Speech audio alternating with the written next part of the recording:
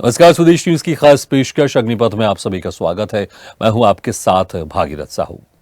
उत्तर प्रदेश के संभल जिले में शाही जामा मस्जिद में सर्वे के दौरान हिंसा भड़कने से 4 लोगों की मौत हो गई और कई लोग घायल हो गए हैं, जिसमें पुलिसकर्मी भी शामिल हैं। वहीं अब इस पर राजनीति भी चरम पर है। मस्जिद के सर्वेक्षण को लेकर हुई हिंसा व आगजनी के लिए विपक्ष ने सरकार को दोषी ठहराया है। सपा चीफ अखिलेश यादव ने बीजेपी सरकार पर हमला बोला है। अखिलेश यादव ने कहा कि जब एक बार सर्वे हो गया था तो दोबारा मस्जिद का सर्वे बिना तैयारी के क्यों कराया गया। उन्होंने आरोप लगाया कि उपचुनाव में धांधली की चर्चा को रोकने के लिए बीजेपी सरकार ने जानबूझकर सर्वे की टीम को मस्जिद में भेजा है ताकि मुद्दा डाइवर्ट हो जाए। तो सहारनपुर से कांग्रेस के सांसद इमरान मसूद ने तीखी प्रतिक्रिया दी है। उन्होंने आरोप लगाते हुए कहा है कि संभल में पुलिस ने ही गोली चलाई, जिससे लोगों की जान गई, इसलिए पुलिस वालों पर हत्या का मामला दर्ज हो। सपा सांसद जियाउर रहमान बर्क ने कहा कि यह घटना साजिश के तहत घटी है। अफसोसनाक है कि देश और प्रदेश में मुसलमान अपने आप को असहाय महसूस कर रहा है। खुलेआम कानून व्यवस्था और 1991 के प्लेसेस ऑफ वर्शिप एक्ट की धज्जियां उड़ाई जा रही है। वहीं केंद्रीय मंत्री और बीजेपी सांसद गिरिराज सिंह ने भी इसमें पलटवार किया है। उन्होंने मांग की संभल से सपा के सांसद जियाउर रहमान बर्क को गिरफ्तार किया जाए। गिरिराज सिंह ने कहा कि संभल में हिंसा साजिश के तहत हुई है। कोई संभल को बांग्लादेश बनाने की कोशिश ना करे। संभल में राजनीतिक डेलीगेशन भेजकर एक बार फिर उकसाने की कोशिश की जा रही है। अखिलेश यादव और राहुल गांधी ऐसी घटनाओं पर राजनीति करते हैं। तो उत्तर प्रदेश के उप मुख्यमंत्री बृजेश पाठक ने कहा कि संभल में मस्जिद का सर्वेक्षण अदालत के आदेश के तहत किया जा रहा है और हुई हिंसा की घटना की निष्पक्ष जांच की जाएगी। तो संभल हिंसा पर पक्ष विपक्ष की तरफ से बयानबाजी का दौर भी शुरू हो गया है और इसी खास मुद्दे पर हम चर्चा करेंगे संभल पर सियासत में। लेकिन पहले कुछ प्रतिक्रिया आपको सुना देते हैं। पूरा का पूरा कराया गया ये दंगा है और किसने कराया? सरकार ने कराया, क्योंकि सरकार जो बेईमानी कर रही थी, सरकार जिसने वोट लूटा, सरकार ने जिसने मशीन पर ईवीएम की बटन बार बार पुलिस से दबाई, प्राइवेट ड्रेस में पुलिस लगाई, उस चुनाव में इनकी धांधली, इनकी चोरी न पकड़ी है, इसलिए जानबूझ करके संभल में घटना कराई है। आखिरकार पहले एक बार सर्वे हो गया, ये आदेश पुलिस प्रशासन को किसने दिया कि दोबारा सर्वे आपका होगा? जब पहले सर्वे में सब लोगों ने सहयोग मदद की, पूरा सर्वे हुआ, किसी को आपत्ति नहीं थी सर्वे पर, लेकिन जानबूझ करके आगे शाही जामा मस्जिद की कमेटी और अधिवक्ता ने कहा कि एक सर्वे तो मुकम्मल हो चुका है, अब दूसरे सर्वे की क्या आवश्यकता है? कोर्ट के आदेश का हमने पालन कर दिया। देखिए, पूरी तरीके से ये सरकार जानबूझकर इस तरह की चीजें हो रही हैं। जहां तक जानकारी है कि एक बार पहले सर्वे वहां हो चुका था, तो दोबारा वहां भेजने का कोई औचित्य नहीं था और जानबूझकर ये पूरे प्रदेश के अंदर जो एक नफरत की राजनीति करना चाहती है भाजपा की सरकार, उसको इन्होंने जानबूझकर, कल की जो घटना है पूरी सुनियोजित है और जानबूझकर की गई घटना है। देखिए, हमने कहा कि निष्पक्ष कार्रवाई होगी, जो भी दोषी होगा उसके खिलाफ कार्रवाई होगी और सभी को न्याय मिलेगा, जो भी पीड़ित है उनको न्याय मिलेगा। वहां पे सर्वे टीम पे हमला नहीं था, ये भारत के संविधान पर हमला था, भारत के लोकतंत्र पे हमला था। ये भारत को जलाना चाहते थे। इन लोगों ने कहा था कि भारत को बांग्लादेश बनाएंगे, ये संभल को बांग्लादेश बनाना चाहते। तो संभल पर सियासत भी हो रही है और प्रतिक्रिया भी आपने सुनी कि किस तरह से पक्ष विपक्ष की तरफ से इसमें प्रतिक्रिया दी जा रही। चलिए इसी खास मुद्दे पर हम चर्चा शुरू करते हैं। जो मेहमान हमारे साथ मौजूद है, मैं उनका आपसे तारुफ कराता हूं। हमारे साथ हैं बीजेपी प्रवक्ता शमसी आजाद जी और सपा प्रवक्ता रविंद्र प्रताप सिंह जी।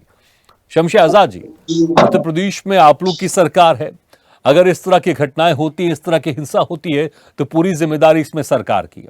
भले आप लोग ये साजिश का आरोप लगाते रहे विपक्ष पर, लेकिन सरकार आपकी है, जिम्मेदारी आपकी है और जवाब भी आपको देना पड़ेगा। हालांकि उप मुख्यमंत्री कह रहे हैं कि निष्पक्ष जांच होगी, लेकिन आखिर ऐसा क्यों? क्या इंटेलिजेंस को इसकी खबर नहीं थी? क्योंकि इतनी बड़ी भीड़ अचानक से आ जाती है, इस तरह से हिंसा हो जाती है, उसके बाद फिर अब राजनीति भी गरमा जा रही है, लेकिन जिम्मेदारी तो सरकार की है। नमस्कार आपको, आपके चैनल के सभी दर्शकों को, चर्चा में भाग ले रहे हमारे भाई को भी।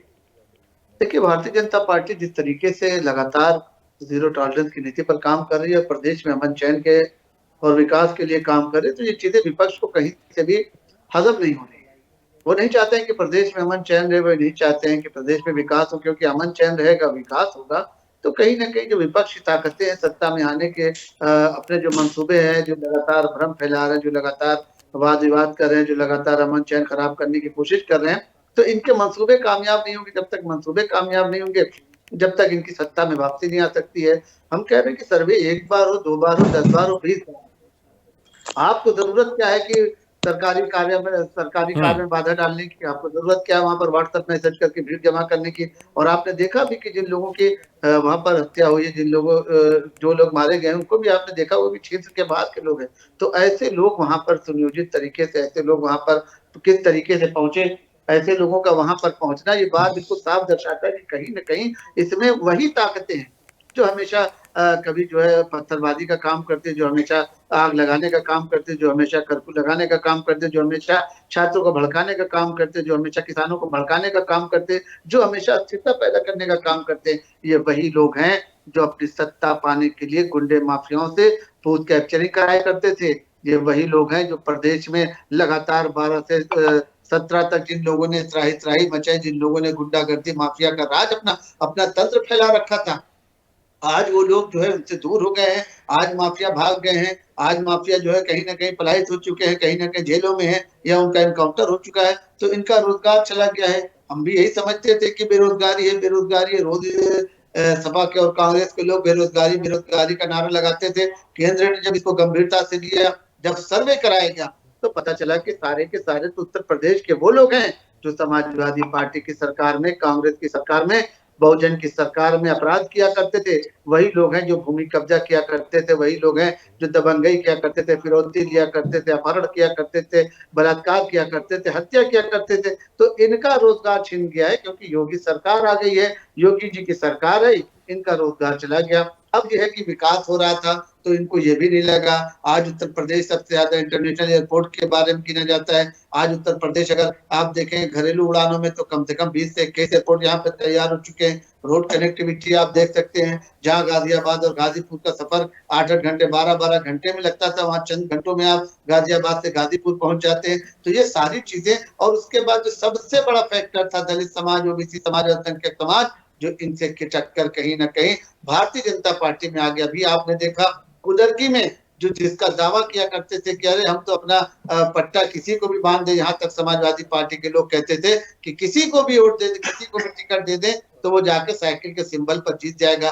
तो ये अहंकार जो था, तो आज कुदरगी की जीत ने बिल्कुल साबित कर दिया कि अब जो है प्रजातंत्र है, अब जो है विकास है, अब जो है अमन चैन है, और सरकार ये चाहती है कि लोगों का विकास किया जाए। जो पहले इनको पिछड़ा दिया गया था, इनको डराया गया था, इनको मुख्य धारा से अलग कर दिया गया था। ठीक है रविंद्र प्रताप जी, आपने सुना होगा शमशी जी और बाकी जो सत्ता पक्ष के लोग वो आरोप लगा रहे हैं कि विपक्ष ने इस हिंसा को भड़काया है, और आपके जो सपा सांसद हैं जियाउर रहमान बर्क, उन पर आरोप भी लग रहे हैं कि उन्होंने भीड़ को उकसाया है।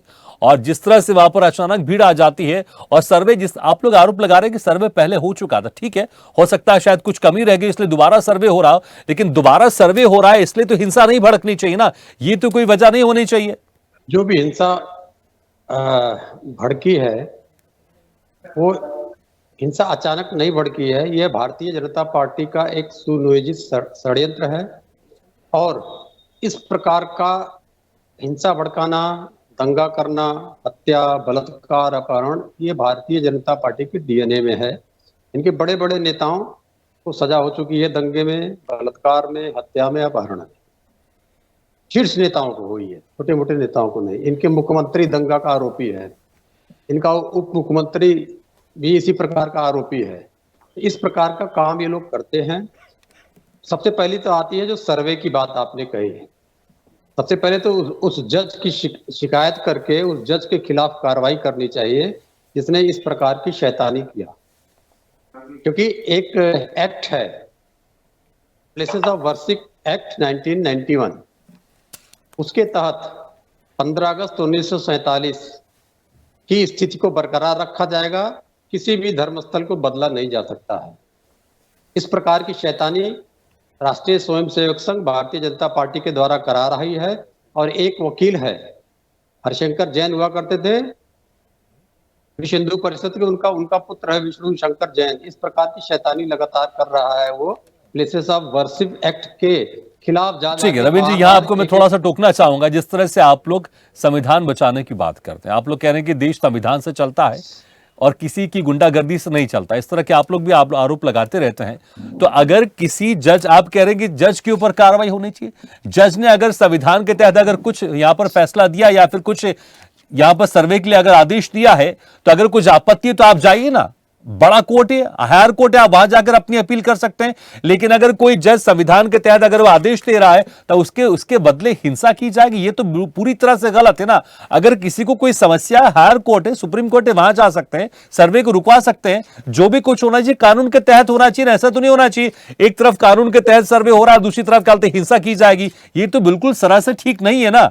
हिंसा का तो विषय मैंने उठाया ही नहीं, हिंसा की निंदा किया, किसी प्रकार की हिंसा गलत है और भारतीय जनता पार्टी इस हिंसा को अवेटमेंट करती है, इंसाइट करती है। ये मैं शुरू में कह चुका हूं। मैं जज की बात कर रहा था, पूरी हो जाने दीजिए, क्योंकि ये चीज भी आपके दर्शकों को जानना जरूरी है कि जज मनमानी नहीं कर सकते हैं, और जज मनमानी ना कर सके इसलिए एक्ट बना हुआ है, न्यायाधीशों की जांच अधिनियम 1968।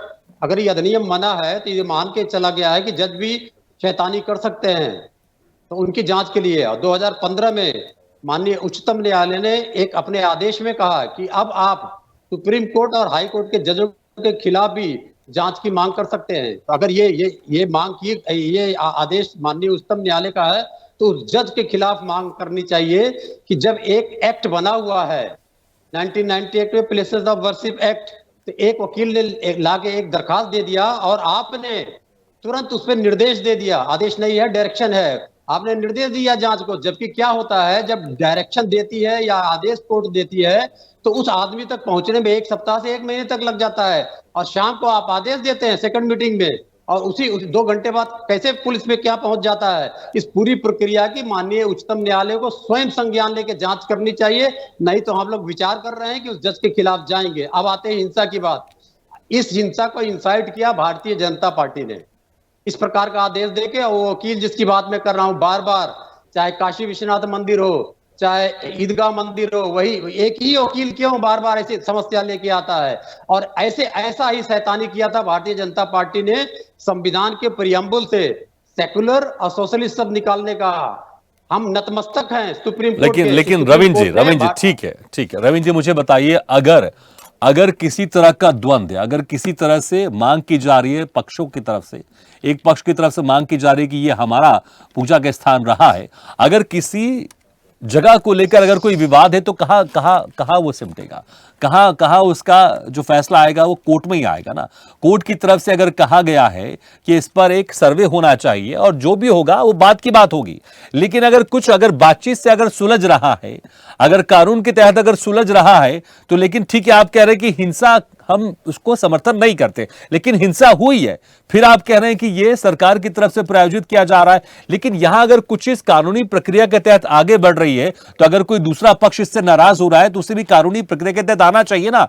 आप ही के सांसद है जियाउर रहमान अर्क, उन्हीं के ऊपर आरोप लगाया कि उन्होंने हिंसा भड़काई है, एफआईआर में भी उनका नाम दर्ज है, फिर भी आप कह रहे हैं कि हम हिंसा का समर्थन नहीं करते, लेकिन आपके सांसद का तो नाम इसमें सामने आ ही रहा है ना। 4 एफआईआर में योगी आदित्यनाथ का नाम दर्ज है, सारे दंगे हैं। अभी सुन लीजिए, हमारी बात को आप काट दे रहे हैं इस बीच में। जियाउर रहमान वर्क वहां पर थे नहीं, जियाउर रहमान वर्क जी का अगर आप पूरा का पूरा स्टेटमेंट सुनिएगा तो पूरा का संवैधानिक स्टेटमेंट है। ये भारतीय जनता पार्टी के प्रोपोगंडा मीडिया कर रही है। जो पूरी की प्रक्रिया है, जो हम निंदा करते हुए, दंगे की निंदा करते हुए, और दंगे में जितने भी दंगे उत्तर प्रदेश में हुए हैं, अधिकतर दंगों में भारतीय जनता पार्टी के शीर्ष नेताओं को सजा हुई है। एक जो पहला मोहन मुंडेरा दंगा था जिसमें योगी आदित्यनाथ भी आरोपी थे, बच गए बस क्योंकि उन्होंने अपना केस वापस ले लिया। अगर अपना केस वापस नहीं लिया होता उन्होंने तो शायद उनको भी सजा हुई होती। बात वो नहीं है। अब इस प्रक्रिया को जरा मेरे एक बार सुन लीजिए आप, क्योंकि एक व्यक्ति आप जैसे आप कह रहे हैं कि उसको प्रक्रिया को पूरा होने देते हैं, उस जज को नहीं मालूम है इस एक्ट के बारे में, 1991 के बारे में। उस जज को यह नहीं मालूम है कि इस प्रकार का करेंगे तो इंसाइट हो सकता है। और कोई भी आदेश देने से जो मास अनरेस्ट हो सकता है, तो वैसा आदेश देने से पेंडिंग में भी डाल देते हैं जज लोग। इस जज ने ऐसा क्यों? ठीक है, चलिए जवाब ले शमशी जी। देखिए, रविंद्र जी तो सीधे तौर पर आरोप लगा रहे हैं कि आप लोग मिली भगत करके इस तरह का फैसला लेकर आए, इस तरह का आदेश लेकर आए, और अखिलेश यादव तो कह भी रहे हैं कि उपचुनाव में जो धांधली हुई है उससे ध्यान भटकाने के लिए सब चीज किया जा रहा है। सीधे आरोप लग रहे हैं कि प्रायोजित है सरकार की तरफ से ये हिंसा। ये अखिलेश यादव का कोई पहली बार बयान नहीं है। अखिलेश यादव लगातार इस तरीके के बयान देते रहते हैं, क्योंकि जब किसी का अहंकार टूटता है, जब किसी का घमंड टूटता है, ईगो हर्ट होता है, तो इस तरीके का बयान देकर वो अपना पता है कि भाई हम किस दौर से गुजर रहे हैं, हमारा बीपी हाई है, कि टेम्पर हमारा लूज है, वो खुद ही बता देते हैं। हार जिस तरीके से हुई है उनकी, उनको खुद लग गया होगा कि जहां पर उनको बहुत ज्यादा यकीन था कि हम कुदरकी में जीत जाएंगे, कुदरकी में हर तरीके से, इन्होंने इसी वजह से कांग्रेस को सीटें नहीं दी। कांग्रेस जो है इनको सीट मांगती रही, लेकिन उन्होंने नहीं दिया कि नहीं हम तो जीत जाएंगे, हम तो जीतने वाली पार्टी है भाई, हमको तो सारा मुस्लिम समाज वोट करेगा। लेकिन ठेंगा दिखा दिया उसने, अल्पसंख्यक समाज ने, मुस्लिम समाज ने ठेंगा। और क्यों दिखाया? क्योंकि ये अखिलेश यादव के जो दोहरा चरित्र था, जो उनकी धोखे की राजनीति थी, जो उनके तुष्टीकरण की राजनीति थी, उससे बिल्कुल साफ हो गया है कि अब जो है अल्पसंख्यक समाज इनसे पूरी तरीके से खिसक गया है। तो आप इनडायरेक्टली ये आरोप लगा रहे हैं कि जिस तरह से अल्पसंख्यक समाज ने कुंदरकी में बीजेपी को यहां पर वोट दिया, इसलिए इस तरह की हिंसा भड़काकर मुसलमानों के एक बार दिल में फिर से डर पैदा करके बीजेपी से उसे दूर करने की साजिश है। ये सुन तो लीजिए, पहले मेरी बात हो जाए पूरी। ये तो जो कुछ करते रहते हैं आपको पता है। तो भारतीय जनता पार्टी चाहती है कि अमन चैन रहे, लेकिन वहां पर अगर सर्वे करने के लिए टीम गई, सर्वे करना चाहती है, वहां पर सर्वे करवा रही है, तो हमारे ख्याल से अखिलेश यादव जी को भी समर्थन करना चाहिए था। अखिलेश यादव तो सिर्फ और सिर्फ मजा लेने का काम करते हैं, भड़काने का काम करते हैं। अखिलेश यादव सिर्फ, कभी आपने देखा होगा कि कभी लाशों पे सियासत करने का काम, फेसबुक ट्विटर पे भड़काने का काम। हम कह रहे हैं कि अगर वहां पर इस तरीके की बात है, तो सबसे पहले आपको कहना चाहिए था, अपील करना चाहिए था अपने लोगों से कि भाई वहां पर अमन शांति करें, वहां पर जो है किसी न किसी तरीके की जो वहां पर उपद्रव हो रहा है उनको उपद्रवियों के खिलाफ कार्रवाई करें। लेकिन आप नहीं करेंगे, क्योंकि आप ही के लोग हैं भाई, आप ही के लोग वहां पर दंगा भड़का रहे हैं, आप ही के लोग वहां पर इस तरीके का काम कर रहे हैं। और भारतीय जनता पार्टी पर आरोप लगाने वाले अपने गरेबान में भी छोड़े, अपने गरेबान में भी झांक कर देखे कि इनके नेताओं की अगर लिस्ट निकाली जाएगी 12 से 17 के बाद, उसके पहले जब जब रहे सरकार में, तो हमारे ख्याल से पूरा दिन काफी पड़ जाएगा। खत्म नहीं होंगे नाम समाजवादी पार्टी और उनके गठबंधन दल के गुंडे माफियाओं के नाम। ये बात करते हैं तो हमें हंसी आती है कि ये अपराध को रोकने की बात करते हैं, महिलाओं के सम्मान की बात करते हैं। जब महिलाओं के सम्मान की बात करते हैं तो मुख्यमंत्री का पद याद आता है। ठीक है, लेकिन जिस तरह से आपने कहा एक भी बार नहीं कहा, रविंद्र प्रताप जी देखिए इंपॉर्टेंट ये, आप खुद कह रहे हैं कि हम इस तरह की हिंसा का समर्थन नहीं करते हैं, लेकिन अखिलेश यादव की तरफ से, आपके नेताओं की तरफ से एक भी बार नहीं किया गया कि अगर किसी तरह का सर्वे हो रहा था, किसी समाज को आपत्ति थी, तो पर भी हिंसा नहीं होनी चाहिए थी, उनको कोर्ट में जाना चाहिए था। इस हिंसा पर एक भी बार इस तरह की टिप्पणी नहीं की कि जो हुआ वो गलत हुआ, क्योंकि वहां पर जो भीड़ इकट्ठा थी, वहां पर जो सर्वे करने के लिए कर्मचारी वहां पहुंचे थे, जो अधिकारी पहुंचे थे, जो पुलिस वाले पहुंचे थे, उनको मारने के लिए आतुर थी। जिस तरह से कई पुलिस वाले भी घायल हुए हैं और अचानक इतनी सारी भीड़ पहुंची थी, इस पर एक भी टिप्पणी आपके नेताओं की तरफ से नहीं हुई कि इस तरह से भीड़ को उग्र नहीं होना चाहिए, इस तरह से पत्थरबाजी नहीं होनी चाहिए। एक भी ऐसा स्टेटमेंट नहीं आया आप लोग की तरफ से। ऐसे अनेक स्टेटमेंट आए हैं, हो सकता आपको आप तक ना पहुंचे हो, मैं ही आपके सामने दे रहा हूं कि हम दंगे की निंदा करते हैं, हिंसा की निंदा करते हैं, और इन दंगाइयों को, चाहे मुजफ्फरनगर के दंगाई हो, चाहे बिसाड़ा के दंगाई हो, चाहे मोहन मुडेरा के दंगाई हो, चाहे पचरुखिया के दंगाई हो, चाहे हाथरस के दंगाई हो, और चाहे सियाना के दंगाई हो, हमारे टाइम में ये भारतीय जनता पार्टी के लोगों ने दंगा किया और चार्जशीट दाखिल करके हम लोग इन दंगाइयों को सजा दिलाए हुए हैं। तो हम दंगाई के साथ तो खड़े नहीं होते, दंगाई के खिलाफ खड़े होते हैं। इस दंगे की फिर एक बार, तीसरी बार आपके डिबेट में निंदा करते हुए मैं कहता हूं, इस दंगा को जिस तरीके से बहराइच का दंगा भारतीय जनता पार्टी ने प्रायोजित किया, उनके नेताओं ने भी माना इस बात को, इसी तरीके से यह दंगा प्रायोजित किया गया है। और अभी ये इसमें अल्पसंख्यक ढूंढने लग गए। इसका मतलब अब निश्चित है भारतीय जनता पार्टी के प्रवक्ता के बात से कि अल्पसंख्यक के ध्रुवीकरण के लिए यह दंगा कराया गया था। फिर मैं बताता हूं, इसमें एक और कानून बताता हूं कि ये जो मॉन्यूमेंट है जामा मस्जिद संभल की, 1920 में इसको एंशिएंट मॉन्यूमेंट प्रिजर्वेशन एक्ट के तहत इसको संरक्षित स्मारक घोषित किया गया था और इसको राष्ट्रीय महत्व का स्मारक घोषित किया गया था। फिर उस जज पे प्रश्न चिन्ह आता है कि अगर इस प्रकार का इसको एंशिएंट मॉन्यूमेंट प्रिजर्वेशन एक्ट के तहत इसको स्मारक घोषित किया गया था, कैसे उन्होंने दे दिया?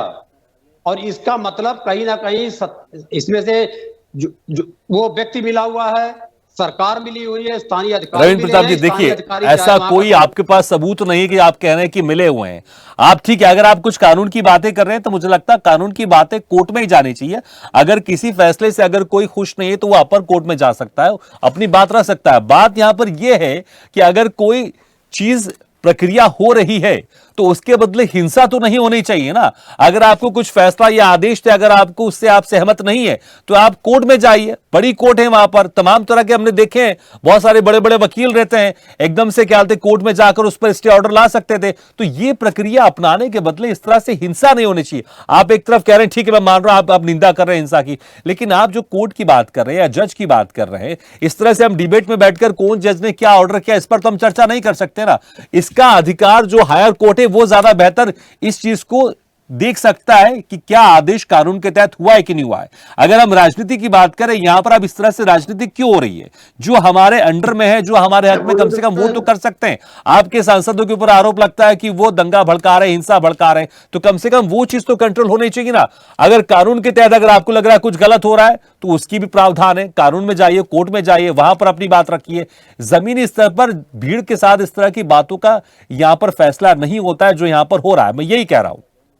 जमीन की भीड़ के, सुन लीजिए, जब आपने इतनी सारी बातें केवल हमारे लिए कही है, जमीन की भीड़ के साथ में समाजवादी पार्टी का, वहां की जनता का किसी का कोई रिश्ता नहीं है। ये भारतीय जनता पार्टी द्वारा इंसाइटेड दंगा है। अब आप कह रहे हैं, हमारे सांसद महोदय ने कहा, मैं बार बार कह रहा हूं उनके डिबेट को, उनके वक्तव्य को चलाइए।